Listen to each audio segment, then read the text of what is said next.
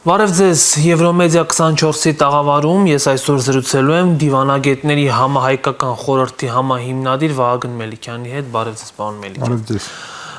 Պարոն Մելիքյան, Կարմիր հրապարակում տեղի ունեցավ մայիսի 9-ին նվիրված շքերթը, համաշխարհային երկրորդ պատերազմում տարած հաղթանակություն ամյակի նվիրված, եւ Նիկոլ Փաշինյանը մասնակցում էր դրան, բայց չկար հայկական զորախումբ։ Ձեր կարծիքով ինչու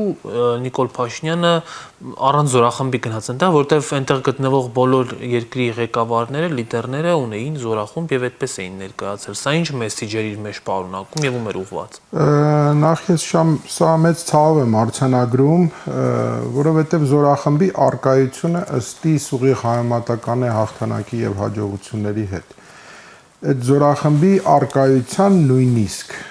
փաստը շատ անհանգստացնում է վարչախմբի ղեկավարին, որովհետև զորախումբը իր մեջ կրում է նաև հաղթանակի օգտատիրոջ հանգամանքը։ Եվ այս պարագայում զորախմբի չներկայանալը այնտեղ դա միայն քաղաքական, այսպես ասենք, քայլ չի, որովհետև դա թուլության նշան է առաջին հերթին, եւ երկրորդը զորախումբը միգուցեև մեր հասարակության շատ լայն շերտերի մոտ կառաջացնել նորից այդ բաղձալի հաղթանակների եւ հաջողությունների այսպես տեսլականը, ինչը կատեգորիկ ձևով մերժվում է օրվա վարչախմբի իմասնավորի նրա ղեկավարի կողմից, ինչու, որովհետեւ ինքը միտումնավոր հետապնդում է այդ թուլացնելու, անհաջող լինելու, ձախողելու, մարդկանց չգոտե պնդելու, չխրախուսելու, եթե գոտե պնդել, ապա գոտե պնդել միայն ուտելիքով, եթե խրախուսել, ապա խրախուսել միայն հարկերի վճարումով, եթե հերոսացնել, ապա միայն նորից գալով հարկերին, ուտել, հարկել, վայելել եւ այլն, այսինքն սրանք երևի թե տնտեսական դաշտի եւ առողջապահական դաշտի ինչ որ տերմիններ են, բայց ոչ մի դեպքում ազգային գաղափարախոսության կամ ազգային ինքնության կամ մեզ ինքներս մեզ վերադարձնելու հարցին։ Այստեղ խնդիրը հենց դա է, որ մենք, երբ որ մենք ասում եմ, սա ինձ եւ ձեզ չի վերաբերվում կամ հասարակության այն հատվածին չի վերաբերում, որը իդեպ շատ մեծ հատված է, ովքեր գիտակցում են, ովքեր adekvat դատելու հնարավորություն ունեն, ովքեր հասկանում են այս ամեն ինչը կամ այս իրական Հայաստանի այս պսևդո անհասկանալի ցնդաբանությունը դեպի ուրա տանում, հասկանում եք, սա այն մասսաների համար է, նույն այդ հարկերը, վայելելը, ապրելը,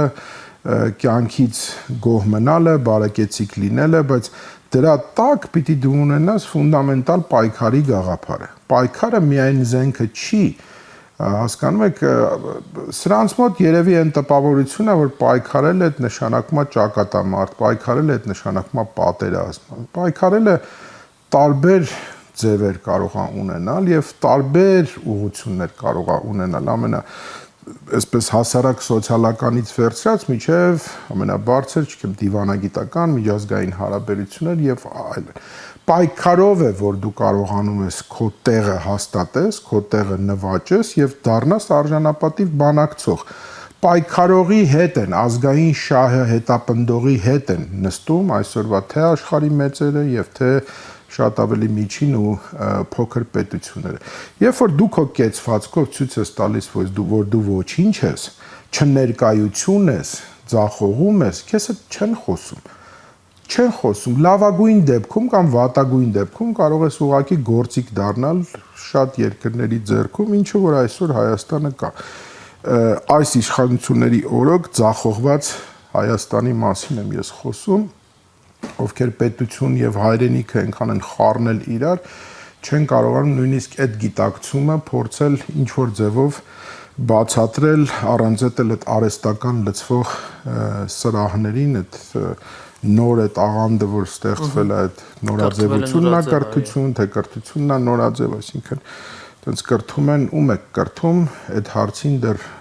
ոչ մեկի չի հաջողվել պատասխանել։ Դրա համար էլ այդ ամեն ինչը փակ դռների ետևում կատարվում եւ մենք պարզապես ուղակի հպանցիկ, այսպես վիդեո ռիլերով կամ կարճ TikTok-երով փորձում ենք հասկանանք, չենք էլ փորձում ամեն ինչ պարզ է, բայց մարդիկ ուզում են, չէ՞, հասկանան, վերջի վերջո էս ինչ եք անում եւ ուր եք տանում եւ ինչի մասին եք խոսում, ինչ թեմաներ եք արծարծում։ Եթե հաղթանակը ձեզ համար առ ոչինչ է, եթե պայքարը մաքարելը ձեզ համար առ ոչինչ է։ Հիմա մեր ժողովրդին էս բախտն է վիճակվել, հասկանում եք, ինքը անընդհատ ու անդադար գոյաբանական կռվի մեջ պետք է լինի։ Ես հասկանում եմ, շատ հնչեղ է ինքը առաջին հայացքից, որ բավ է պայքարել, պիտի ապրել, աշխատել եւ բարեկեցիկ ապրել։ Այո, շատ լավ կլիներ, եթե մենք կղզիացած ինչ-որ օվկիանոսի մի կետում ապրեինք, որ որևէ խանգարիչ հանգամանք չունենայինք, ունենայինք ինչ-որ, չգիտեմ, օգտակար հանածոներ, հետաքրքիր բնություն, տարին 12 ամիս 24 աստիճան ջերմաստիճան, ինչ-որ էկզոտիկ միջավայր եւ դարդ ու ցավ չունենայինք։ Իհարկե, բոլորն էլ ուզում են, մարդ մեկ անգամ է ծնվում եւ իր կյանքը ուզում է ապրի ավելի այսպես արժանավայել ինչ որտեղ նաև ինքզինքը բավարարելու իմաստով, հա։ Հիմա եթե այս բախտն է վիճակվել քեզ եւ դու այս բախտի ոչ թե այդպես գլխիդ ընկած սև հանգամանքա, սև ամպա մշտապես քո գլխին։ Չէ, այդպես չի։ Դու պիտի կարողանաս այնքան հասուն լինես եւ այնքան խելացի լինես, որ նույնիսկ այս դժնդակ վիճակը կարողանաս օգտագործել քո շահերի համար։ Հնարավոր է դա արդյոք։ Միանշանակ հնարավոր է այստեղ երկրորդ կարծիք անգամ չի կարող լինել։ Ինչու, որովհետև մշտապես հարափոփող աշխարհում միշտ դասավորումները լինում են այնպես, որ ինչպես էլ լինի դու կարող ես քեզ վերագտնել եւ կարող ես փորձել հասկանալ, թե որտեղ է քո իրական դիրքը, ճիշտ դիրքը եւ այդ դիրքավորման արդյունքում փորձես տանել նաեւ շահերի համընկնման քաղաքականություն, ոչ թե պարտադրես ինչ-որ մեկին, թե որն է իր շահը, որտեղ է իր նպատակը, ու եթե չանես, ուրեմն դու ինձ թշնամի ես դառնում, հասկանում եք։ Դա էլ չգիտակցումն է, անհասկացողությունն է, անգրագիտությունն է, որովհետև դրա համար պիտի կրթված լինես, հասկանում ես, եւ սա բնավ աղերս չունի այն շարժման հետ, ինչը կոչվում է մենք պիտի կրթվենք, այդ նորաձևը այդ շարժումը երբ դար, այսինքն միջև հիմա նորաձև չի եղել, երբ որ կրթությունը ընդհանրապես առանցքային է եղել բոլոր հայկական ընտանիքներում, նույնիսկ սկսած խորհրդային տարիներից, ես ապրել եմ այդ ժամանակաշրջանը, ես գիտեմ, թե ծնողները ինչպես են իրենց վերջին,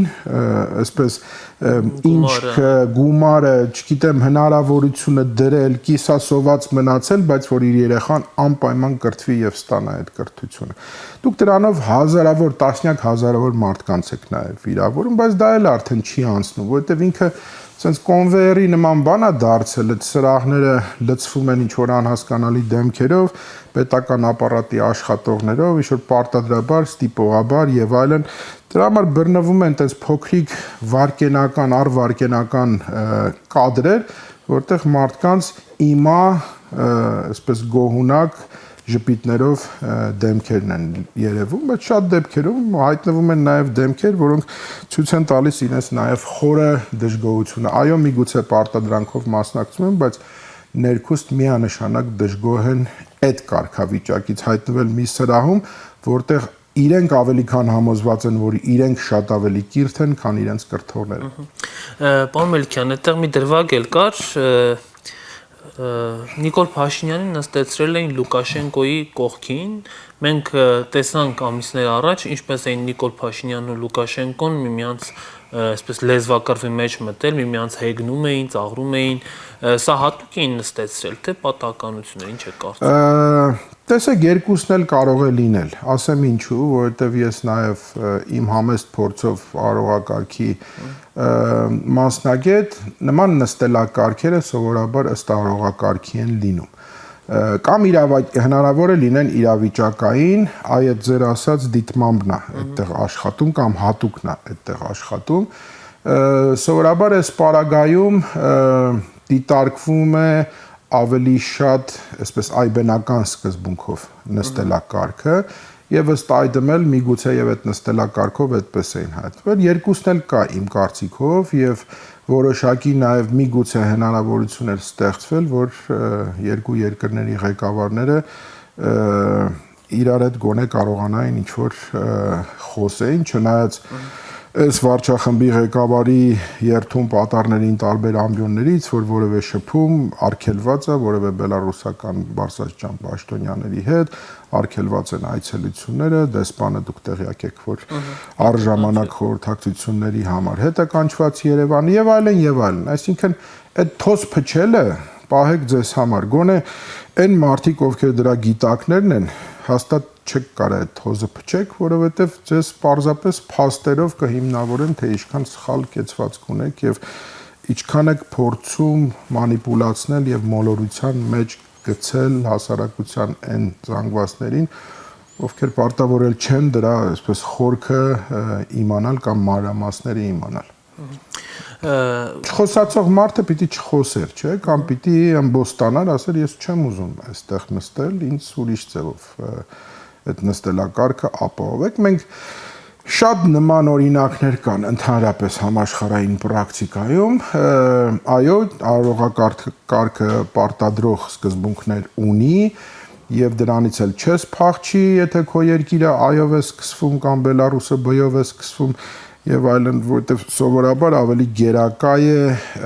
այսպես ասենք, լատինատար այբուբենը, նման այբենական նստելակարգի ժամանակ, բայց այնուամենայնիվ, եթե չպիտի խոսես, եթե չպիտի շփվես, ուրեմն չպիտի խոսես, չպիտի շփվես։ Հիմա երկու պարագայում էլ դու նստած ես եղել, քո կարգավիճակը եղել է այդպիսի։ Հիմա մնացածը արդեն թողնում ենք ունկնդիրների եւ ակնդիրների հայեցողությանը։ Ներքաղաքական թեմաներից մի քիչ խոսենք, պարոն Մելիքյան, գիտեք, որ հիմա խորհրդարանական ընդդիմության ուղված այսպես կոչ կա կամ առաջարկ կա սկսել անվստահության process, ինչ է կարծում դա որքանով հաջողելու շանս ունեցող գործընթաց է այս իրավիճակում։ Տեսեք, ինձ համար որպես անհատ, որպես Վահագն Մելիքյան, որպես Հայաստանի Հանրապետության սովորական քաղաքացի, ցանկացած շարժում, ցանկացած ակցիա, ցանկացած մոտեցում, որի գերնպատակը այսօրվա իշխանություններից ազատվելն է, հիմա վարչախմբի ղեկավարից ազատվելն է, արդարացված է եւ ընդունելի է։ Այստեղ խնդիրը ուրիշ բանում է կայանում։ Անշուշտ impeachment-ը ինքը որպես լրջագույն սահմանադրական իրավական գործիք, այո, ինքը պետք է կիրառվի եւ կիրառելի է, եւ որքանով որ ես եմ գոնե հետեւում ընդհանուր գործընթացին, իրավական լրիվ թրեքերի մեջ է գտնվում։ Ինքս իրավաբան չեմ անշուշտ, բայց բնականաբար կարդում եմ, հասկանում եմ եւ ունեմ այդ վերլուծելու իրավունքը եւ նաեւ հնարավորությունը։ Այստեղ հարցը հաշվարկների մասին է, որքանով են այդ հաշվարկները արդարացված, մեկ, երկրորդ, որքանով հնարավոր կլինի այս գործընթացի պարագայում այդ խորը սպասված, բավականին երկար սպասված կոնսոլիդացիան ապահովել, որովհետև պարզից էլ պարզ է, որ այս իշխանությունները 2024 թվականի հունվարի 2-ից մտել են նախընտրական քարոզարշավի մեջ։ Հիմա մենք չենք խոսում 26-ի մասին, մենք հիմա օր առաջ 3 լիներ, այսօր հայ ժողովուրդը ավելի երջանիկ կլիներ, հա, բայց կան օբյեկտիվ եւ սուբյեկտիվ պատճառներ, որոնք դեռևս թույլ չեն տալիս, որ դա իրականանա։ Միակ բանը, որ տեսանելի է եւ հնաշոշափելի է արդեն դառնում, դա այս իշխանությունների հանդեպ շատ ավելի լայն տարածում ունեցող անվստահության մթնոլորտն է։ Հիմա impeachment-ը նույն անվստահության գործընթացն է։ Հիմքերը կան արդյոք նման գործընթաց ծավալելու։ Միանշանակ կան։ Կա արդյոք այն անվստահության մթնոլորտը հայ ժողովրդի մոտ թե ոչ։ Միանշանակ կա այդ անվստահության մթնոլորտը։ Որտեղից է գալիս այդ անվստահության մթնոլորտը, նույն իշխանությունների վարած քաղաքականությունից։ Չեն իրականացրել կառավարության ծրագիրը, չեն իրականացրել իրանց խոստումները, խաբել են այս ժողովրդին ամեն գնով, ցանկացած ձևով, ցանկացած մոտեցման, ճանապարհների, մոտեցումների առջև որևէ խտրականություն չդնելով, ել չեմ խոսում մնացած մեր ազգովի, ազգային, համազգային կորուստների մասին։ Այսինքն չկա մի կետ, որտեղ այդ վստահելիության մակարդակը լինի այն աստիճանի, որ մտածես կամ տատանվես, արդյոք հնարավոր է այդ անվստահության գործընթացը սկսել, թե ոչ։ Այո, բոլոր հիմքերը կան դա անելու համար եւ սա միանշանակ է, այստեղ երկրորդ կարծիք չկա։ Պարզապես նորից եմ կրկնում, իմ խորին համոզմամբ, եթե կա նմանատիպ հաշվարկ,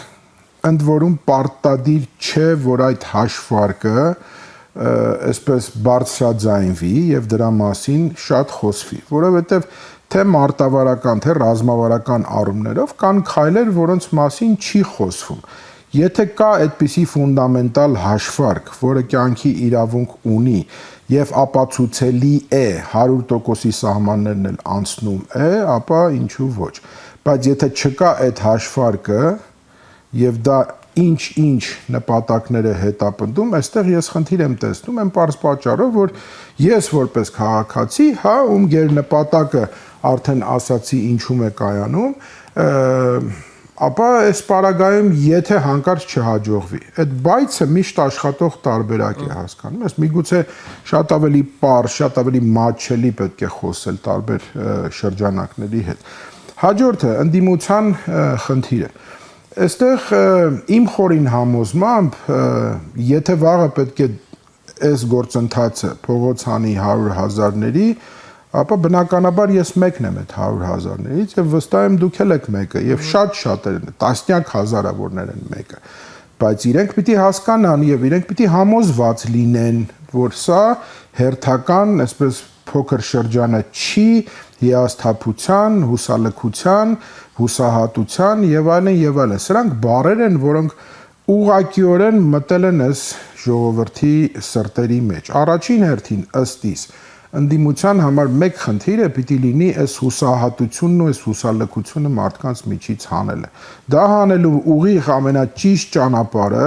եթե կա մեծ կոնսոլիդացիա, հա, եւ գաղափարը ընդամենը մեկն է, կա գերնպատակ իշխանության հեռացումը կամ վարչախմբի ղեկավարի հեռացումը։ Եթե այս գերնպատակի տակ ստորագրում են նույն տիտղոսակիր ընդդիմությունը կլինի, ընդդիմադիր հայացքներ ունեցող կազմակերպությունները կլինեն, անհատները կլինեն, միավորումները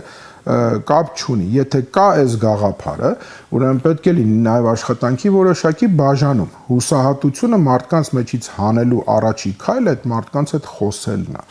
Եվ դա չի վերջանում միայն Երևանի շրջանակով։ Երևանը ինչպես միշտ եղել է ընդդիմադիր, այդպես ընդդիմադիր էլ մնացել է։ Այո, Գյումրիում կատարված, այսպես ասենք, զարգացումները իհարկե որոշակի, ոչ սենց շատ լայն, բայց որոշակի դրական էլեմենտ են իրենց մեջ պարունակում են պարզ պատճառով, երբ որ ընդդիմությունը հանդես է գալիս միասնական դիրքերից, ապա այո, անկախ նրանից, թե որքան ձայն է հավաքում ՔՊ-ն, միանշանակ հնարավոր է միասնական աշխատանքի պարագայում հասնել հաջողության, դրա վառապացույցը Գյումրին է, ինչը տարբեր հնարավոր եւ անհնար առիթով, իսկ իշխանությունները դա չեն մարսել եւ սա բնական է,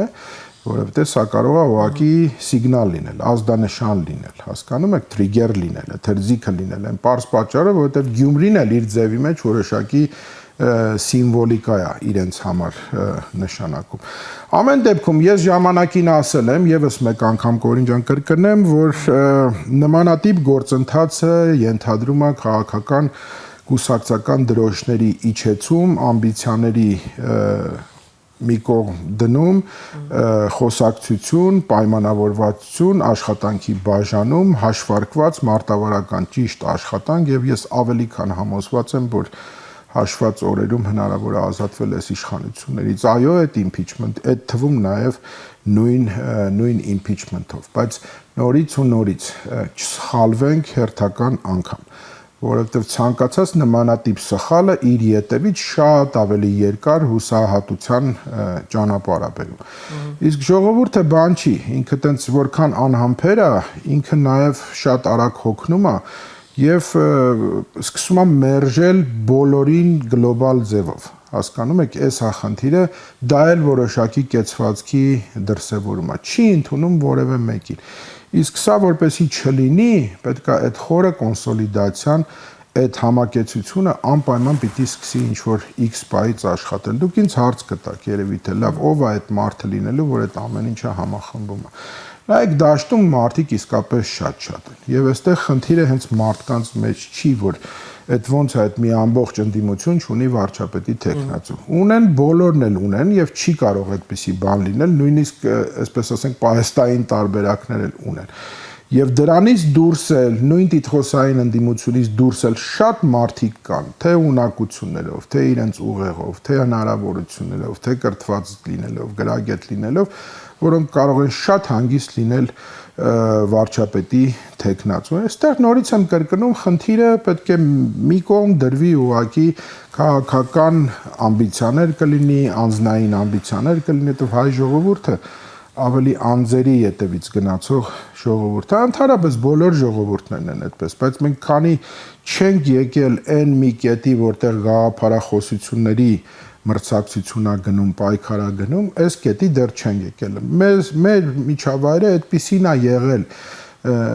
փոքր ենք, երևի դրանից է, նեղ ենք մտածում, երևի դրանից է, լայն մտահորիզոն չունենք, երևի դրանից է, ելք ծով չունենք, երևի դրանից է, հասկանում եք, մեզ մոտ ամեն ինչը սկսվում եւ ավարտվում է անձերով, այլ դուք տվեք այդ անունը, հիմա այդ անունը կարող է 100,000-ի համար ընդունելի լինի, 200,000-ի համար ընդունելի չլինի։ Մենք չպիտի մտնենք, սա թակարդ է ուղղակի, սա ծուղակ է։ Մենք չպիտի մտնենք այդ պերմանենտ, այդ փակ շրջանների մեջ։ Այդ փակ շրջանները մեզ ոչ միտեղ չեն տանելու։ Հենց իշխանությունն է տանում այդ ուղղությամբ, որովհետև որքան դու մտնես ու մնաս փակ շրջանի մեջ, այնքան դու ջուր ես լցնելու իշխանությունների ջրաղացին, շատ պարզ է։ Դրա համար եթե դու չունես տնային աշխատանք, իսկ տնային աշխատանքը դա լրջագույն ուղեղների հավաք է ենթադրում։ Դա միայն պլան B, պլան C, պլան D չի, դա հսկայական ռազմավարություն է, դա ճանապարհային քարտեզ է, դա մարտավարական քայլերի հնդածս փոփոխություններ է նաև եւ այլն, ես չեմ ուզում դրա մեջ շատ խորան։ Եթե դա կա, միանշանակ ողջունվում է, որովհետեւ նորից եմ կրկնում, գաղափարը գերնպատակը մնում է մեկը, այս իշխանություններից ազատվելը։ Ինչ ճանապարհով, օրինական ճանապարհը սա է։ Ես ընդհանրապես դեմ եմ բռնություններին, հա, որովհետև այդ բռնությամբ դու չես կարող վերջի վերջո այն իրավական ճիշտ հենքը ապահովես իշխանափոխության։ Բայց մյուս կողմից էլ հասկանում եք, ես չեմ ուզենա, որ այս ամեն ինչը տանի մի այնպիսի լարվածության, որ դա բերվի ուղղակի ներհասարական բախումների։ Դա էլ իդեպ, իհարկե միանշանակ կա, որտեղ դա էլ իդեպ բխելու է իշխանությունների շահերից եւ ես չեմ բացառում, որ այո, արդեն դրա որոշակի սաղմերը կան, լինի դա նոր-նորքի դեպքը, լինի դա ոստիկանների կողմից ընդհանրապես անօրինական քայլերի այսպես շղթան եւ չդատապարտվելը նույն իրենց ԿՊ-ական վախկոտ падգամավորների վարքագիծը, այդ ճղճղոցները, այդ ճվճվոցները կանացի եւ այլն, հասկանում եք, սա կարծես թե հիմք է պատրաստում ինչ որ սադրիչ գործողությունների կամ ինչ որ պրովոկացիաների, որին Աստված հեռու տանի, այսինքն ես իսկապես դա ամենավերջինն է, որ ինչ որ մեկը կցանկանա, որ լինեն ինչ որ ներհասարակական բախումներ, հայը հային բախում, այսինքն սա ուղղակի էս է մեկ էլ մնացել պակաս ու կվերջանա էլի այս ամբողջ գեղարվեստական կինո նկարը։ Ինչը նորից իրենք ամեն ինչ կանեն, այդպես հեշտ չի թողնելու ինքը աթոռը, որովհետև դա դեռ այսօրվա դրությամբ, քանի որ ինքը դրսից չունի նման երաշխիքներ, դեռ այսօրվա դրությամբ մնացել է իր միակ անվտանգության երաշխիքը։ Նիկոլ Փաշինյանի վարկագիծը խորհրդանում, պարոն Մելիքյան, արդյոք ավելի այսպես կրակի վրա բենզին չի լցնում, երբ որ օրինակ պատգամավորներին անվանում է համբալներ, չգիտեմ, բոլորին սպառնում է լցնել ԱԱԾ նկուղները։ Կորին ջան, դուք ընդհանրապես հիմա երկրորդեցիք են ինչ որ ես ասում եմ։ Այո, միանշանակ այո։ Տեսեք, ամենապոպուլիստական երկրներում կամ չեմպիոնները պոպուլիզմի սովորաբար լատինամերիկյան մայրցամաքն է համարվել, հա։ այդտեղ ուղղակի պետքա գնալ ու վայելել, հա, ճակերտավոր թե ինչ բանա պոպուլիզմը։ Սրանք նույնիսկ դա չեն կարողանում անել, իրենք պոպուլիստ լինելով։ Իրենք ամբողջավար են ուղն ու ծուծով, որովհետև ամբողջավարությունը իրանից ենթադրում է ստի ու կեղծիկի շատ լայն մի հատ շղթա, մանիպուլյացիաների շատ լայն մի հատ շղթա։ Բայց ես նույնիսկ այս պարագայում եւ Լատինական Ամերիկան իդեպ տենց սառը երկրներից չի ճակերտավոր, բավականին էմոցիոնալ ժողովուրդներ են այնտեղ բնակվում։ Ես գեթ մեկ անգամ չեմ տեսել, որ երկրի ղեկավարը, երկրի վարչապետը նման այսպես փողոցային կեցվածք դրսևորի եւ այդքան չդիմանա այն քննադատությանը կամ այն բարձրացված հարցերին, որոնց ինքը ի պաշտոն է, նույնիսկ եթե ոչ ինքը, ապա իր կառավարության այն շրջանակները, ովքեր ուղղակի պատասխանատու են նման հարցերի համար, թող հերթով մոտենան ամբիոնին պատասխանեն, եթե դու ի վիճակի չես ինքզինքդ զսպել, եթե դու ի վիճակի չես ավելի սառը դատել եւ ամեն անգամ այդ ներվերս կերակ, այդ սահմաններից հունից դուրս գալը, վերջի վերջո այդ անվանարկումները ես չեմ ուզում կրկնվեմ, հա, խայտարակություն է ուղղակի, դա մեր ժողովրդի խայտարակությունն է։ Եթե ինչ որ մեկը կա, խնդրում եմ, եթե լսում են մեզ, եթե կբերեն մեկ օրինակ, որտեղ երկրի ղեկավարը բարձրագույն օրենսդիր մարմնում բարձրագույն գործադիրի ղեկավարը բարձրագույն օրենսդիր մարմնում պարլամենտական երկրի նման վարքագիծ է դրսևորում, ուրեմն մենք կասենք, որ նախադեպը չկա։ Բայց քանի որ նորից եմ կրկնում, ցավալիորեն ապագայում շատ ու շատ եւ այդ թվում նաեւ միջազգային դասագրքերում Հայաստանը պետքա դիտվի որպես ինչպես ձախողել պետությունը կամ ձախողված պետության որպես օրինակ, սա էլ պիտի դիտվի որպես նախադեպը չունեցող վարչապետի պահվածք նույն ձախողված երկրի, այսինքն ինքը շարունակությունն է այն քաղաքականության, ինչին բերել է այսօրվա վարչախումբը եւ մենք պարզապես ունենք այդ ձախողված իրավիճակը, որովհետեւ ինքն էլ ձախողված լինելով բնականա պիտի դրսևորի նման վարքագիծ։ Ու շատ տարօրինակ է, որ դրանից ընդամենը րոպեներ առաջ շատ ժպիտով, շատ հանգիստ ինքը շփվում է իր փոխվարչապետների հետ, կառավարության անդամների հետ, հումոր է անում, կարծես որ անեկդոտ են իրար պատմում, շուտ լուրջ թեմաներ չեն քննարկում, բնականաբար վիճակի չի լուրջ թեմաներ քննարկելու եւ այդ ամբողջական այդ մեծ բռնկումը դրանից հետո։ Սա ինչ է կորում։ Սա այո նշան է, որ նույն ջղաձգումները գնալով շատ ավելի են խորանում։ Որովհետև երբ որ քեզ մոտ մի բան չի ստացվում, իսկ դա ինքը խոստովանել է, չէ՞, կլինի դա 0 դասարանում մնալը, կլինի ամեն առավոտյան արթնանալը եւ տեսնելը, որ ոչ մի բան չի փոխվում, չի ստացվում քո մոտ։ Երբ որ մի բան քեզ մոտ չի ստացվում եւ դու 100 անգամ փորձում ես այդ նույն բանը անես, նշանակում է պարզ մի նախադասություն, քեզ մոտ չի ստացվում։ Դու պետքա թողնես եւ հեռանաս։ Թողնես եւ հեռանաս։ Իշա այս ժողովրդի, իշա մեր երկրի, իշա մեր ապագայի։ Սրանք այն 3 հիմնական մոտեցումներն են, որ ինքը այդ իշայի համար եկել է եւ բնականաբար արել է 180 աստիճան դրա հակառակը։ Սա է, ուրիշ բան չկա, եթե կա ուրիշ բան, խնդրեմ կան մասնագետներ, կլինեն դրանք հոգեբաններ, կլինեն դրանք նյարդաբաններ, կլինեն, չգիտեմ, առողջապահության ոլորտի ներկայացուցիչներ, որովհետև ես ուրիշ բացատրություն սրան չեմ կարող տալ։ Ընդամենը րոպեների ընթացքում մի մարդու հետ ինչ կարող է կատարվել եւ եթե ուշադիր եք եւ հետեւում եք, հենց նույն կոռուպցիան է այն նույն կոռուպցիան, ինչի համար ինքը եկավ 18-ին իր խոստումները տվեց եւ այսօր մենք գիտենք այդ միլիարդներից ինչքանն է վերադարձվել պետությանը, այսինքն 7 տարի հետո։ Հիմա մյուս տարի կամ հետեերթական արտահերթի քարոզարշավին կլսենք եւս 5 տարի ժամանակ տվեք, որ մնացած տասնյակ միլիոններ ներբերեմ։ Հետո այդպես շարունակ, բայց դա արդեն չի աշխատում։ Երբ որ դու խաբել ես մի անգամ, երկու անգամ ընդունվել է անցել, այդ չի նշանակում, որ դու անընդհատ պիտի խաբես, մանյակային ձևով պիտի խաբես։ Դա միշտ չի, որ քեզ մոտ ստացվելու է եւ որքանով որ նաեւ տեսանելի է կլինի դա իշխանությունների արդեն գահավիժած հատակին, հատակից էլ ներքև ասած ռեյտինգը հիմա կլինի 100 միլիոն հետ կբերես, 200 միլիոն հետ կբերես, այդ խոստացած թվերը կանես եւ այլն, միևնույն է այդ ռեյտինգը եթե բարձրանա, շատ արդեն քիչ կես-տոկոսներով պիտի բարձրանա։ Սկանդալային պատմություններ են հարկավոր, հասկանում ես, ինքն էլ պատրաստ է գնալ այդ սկանդալային պատմությունների, օրինակ, իր թիմի կամ իր անմիջական ուղակի շրջապատից ինչ որ մեկին զոհաբերելու,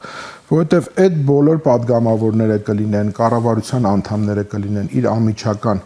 շրջապատը կլինի, բոլորը պոտենցիալ թիրախներ են վարչախմբի ղեկավարի համար։ Ցանկացած վարկյանի ակնթարթի ինքը չի զլանա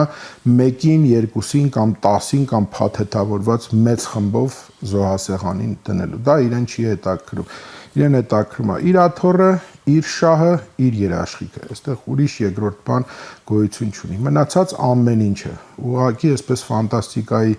ժանրից է հեքիաթային գյուլնաստատի